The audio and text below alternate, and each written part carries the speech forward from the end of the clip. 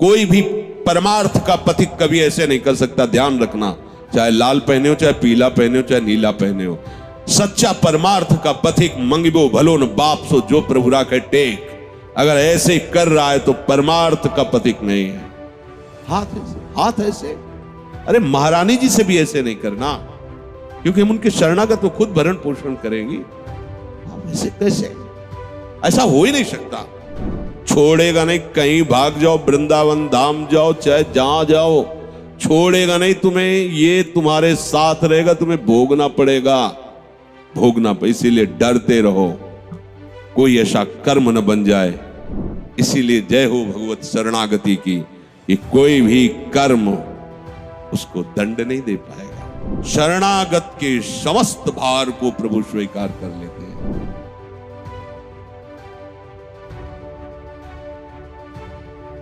जिन शरीर अथवा मानसिक क्रियाओं के साथ मनुष्य अपना संबंध मान लेता है, वो सब क्रियाओं का फल उसे अवश्य भोगना होता है। ध्यान दीजिए, ये कर्म का दलदल बहुत बुरा दलदल है, इससे निकलने का उपाय नहीं मिलता बड़े बड़ों को। भीष्म जी के पास जब भगवान युधिष्ठिर जी को लेके जाते हैं, तो युधिष्ठिर जी से कहते हैं कि ज्ञान और धर्म का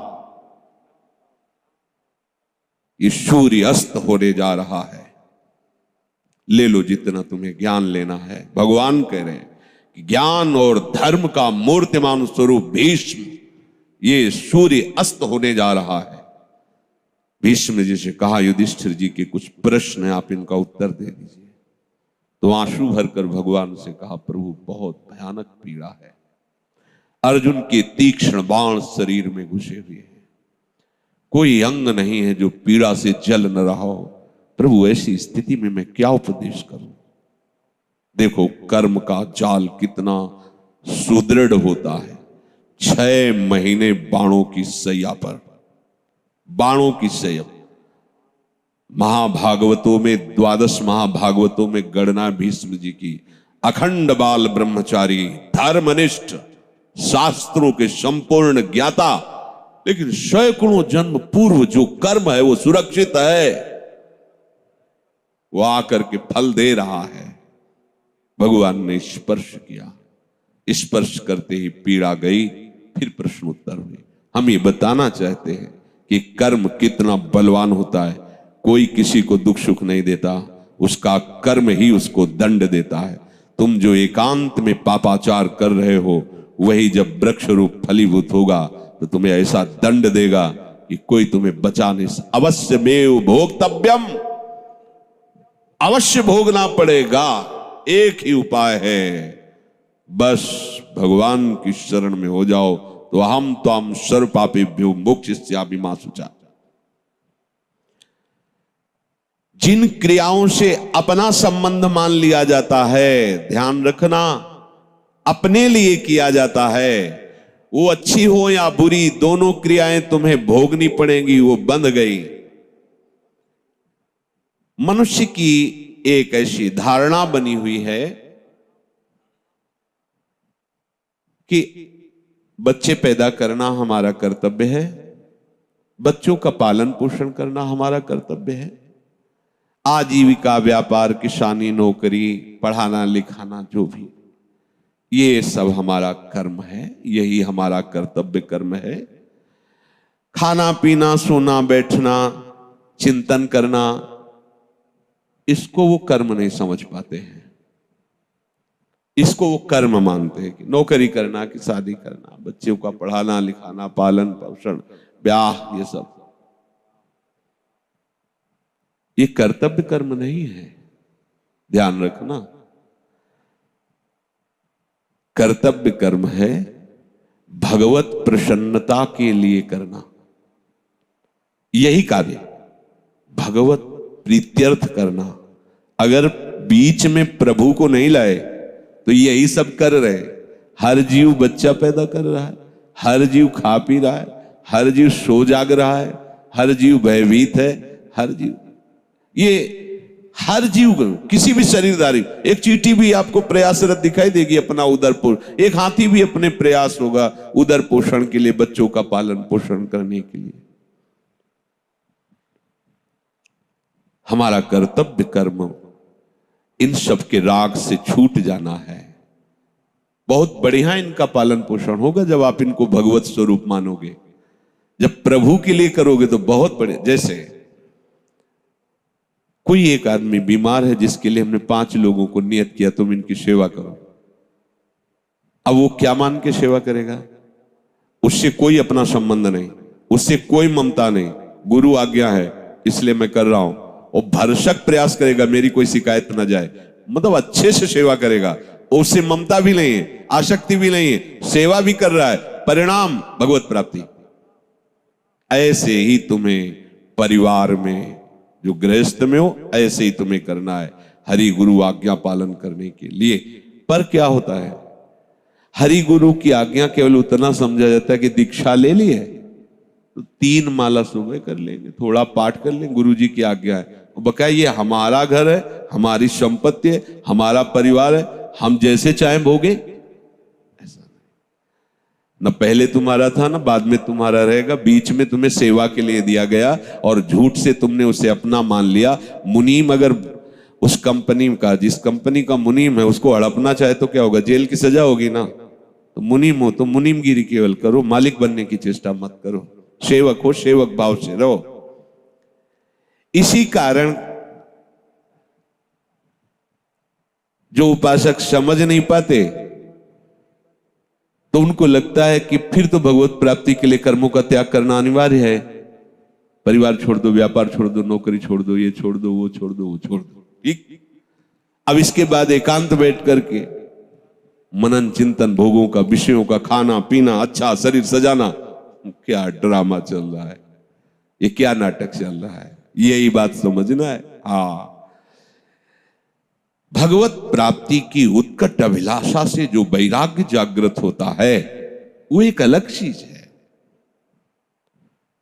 सुन सुना करके अपने कर्तव्य का भगवत स्वरूप मानकर पालन न करते हुए और उसका त्याग करके अपने शरीर के सुख आराम व्यवस्था के लिए भोग, ये दुर्गति का कारण बन जाएगा, परमार्थ का कारण नहीं बनेगा, समझ लेना।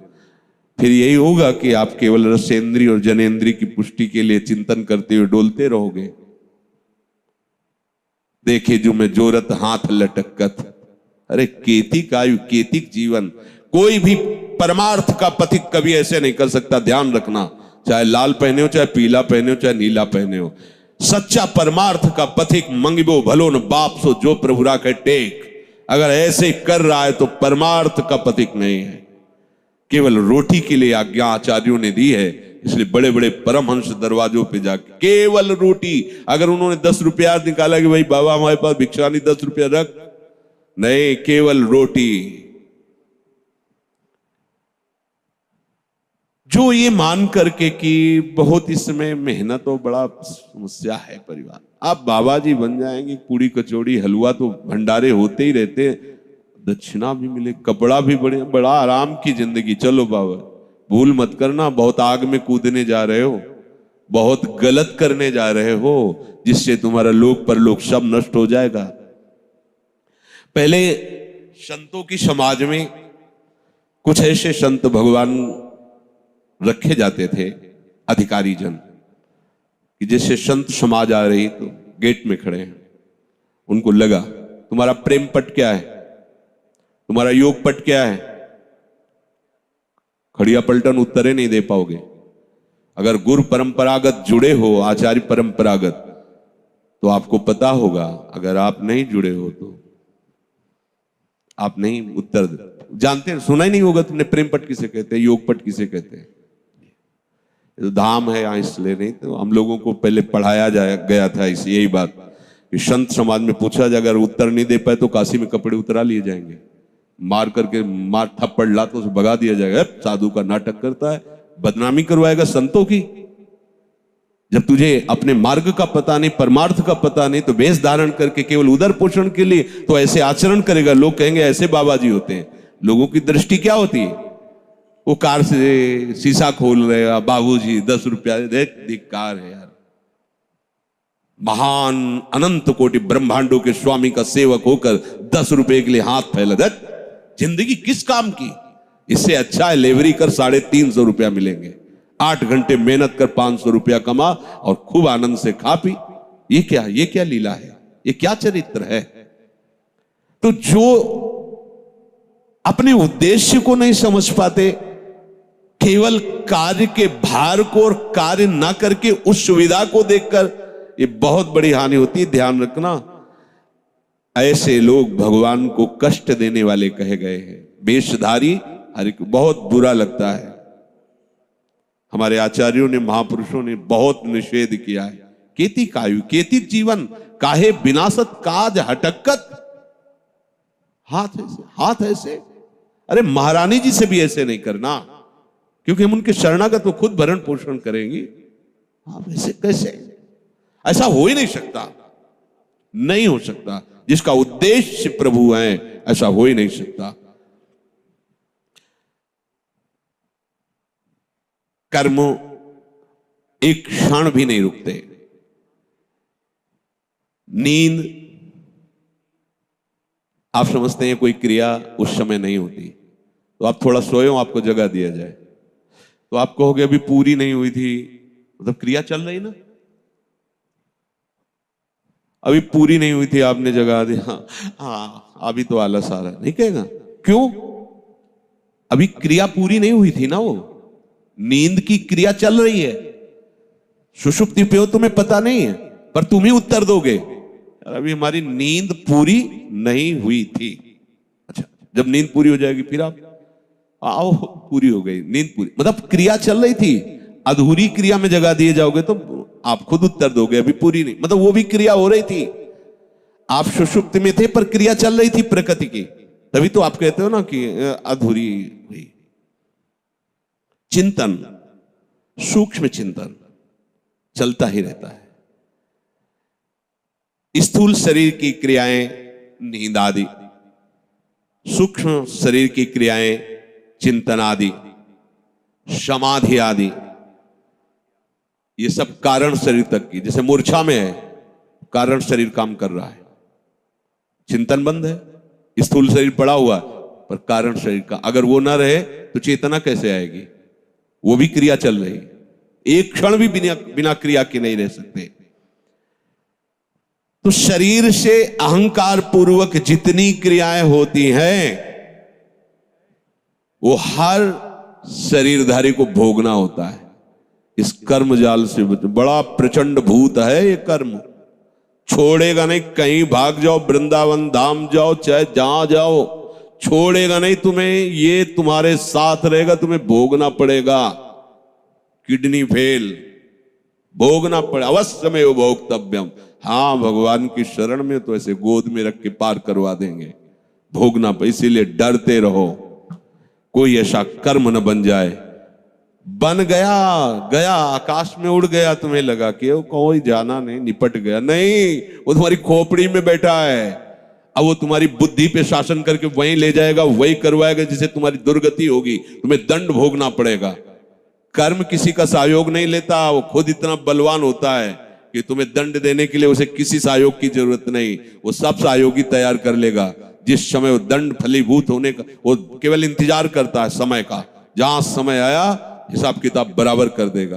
डरते रहो, आज्ञा के विपरीत कोई कर्म न बन जाए। इसीलिए जय हो भगवत शरणागति की, कि कोई भी कर्म उसको दंड नहीं दे पाएगा।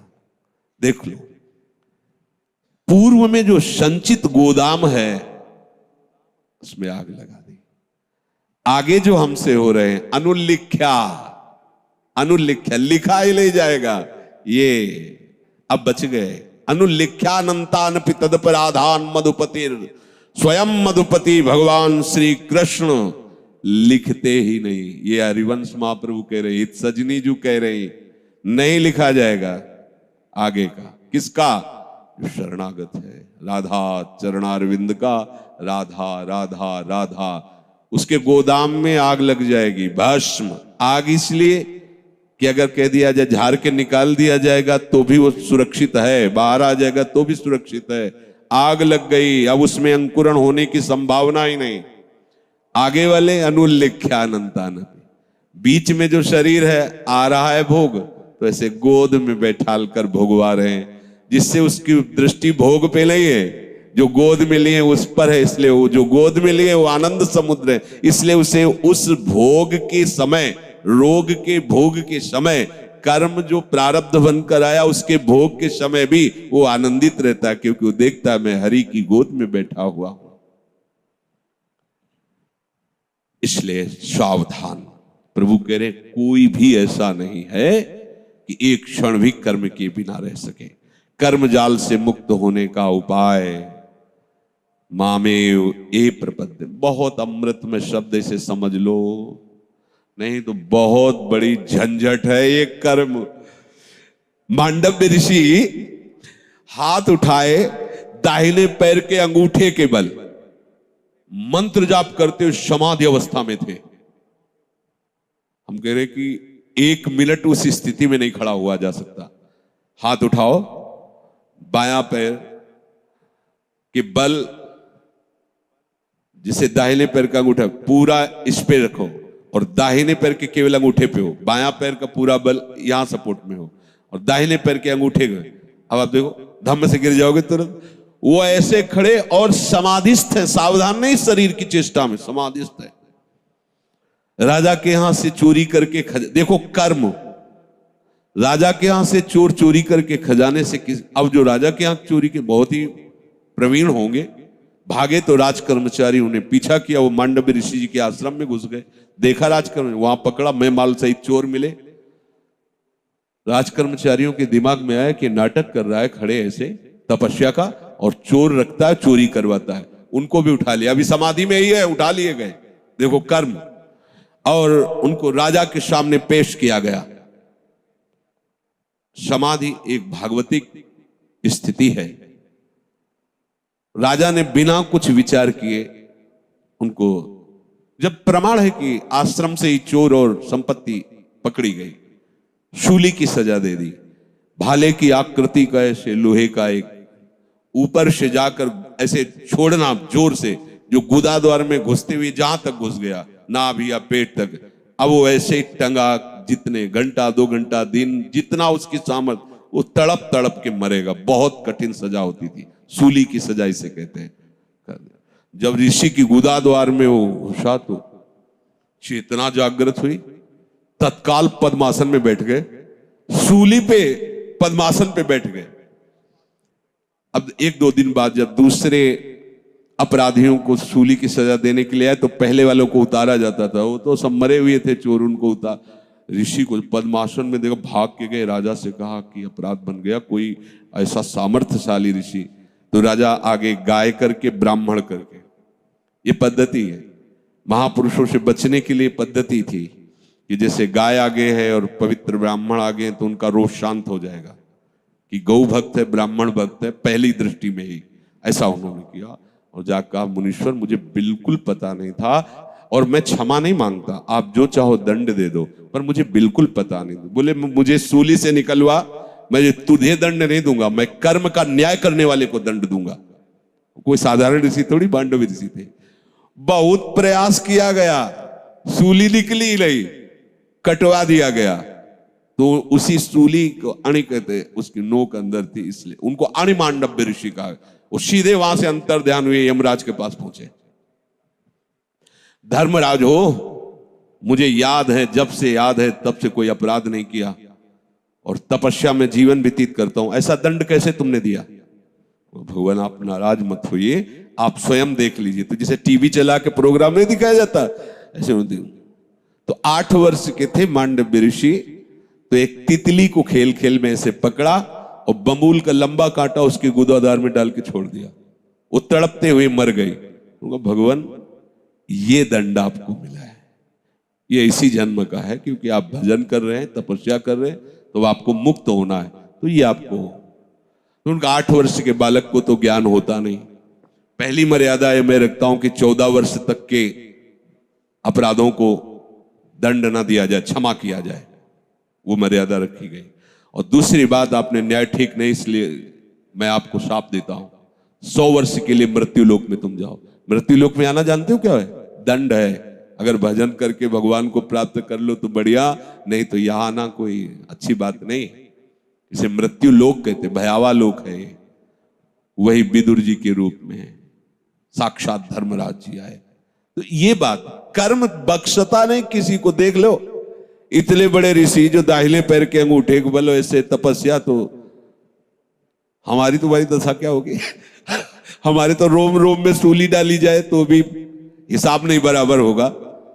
वो तो ऐसे, यहां तो 10 मिनट खड़े होकर प्रार्थना करने का मन नहीं होता, हाथ वो अंगूठे के बल खड़े होकर हाथ ऊपर उठा के मंत्र तपस्या। लोग सोचते हैं 100 रुपया दे देंगे हमारे पुण्य से पाप कट जाएंगे। जरा विचार करना इस कर्म पर। सावधान, कोई भी हमसे ऐसा कर्म ना बने। अब लो निशान, अब जो कुछ हुआ है हम प्रभु की शरण। महारानी जो बड़ी कृपालु है वो ऐसा नहीं होने देगी, वही हमारा बल है।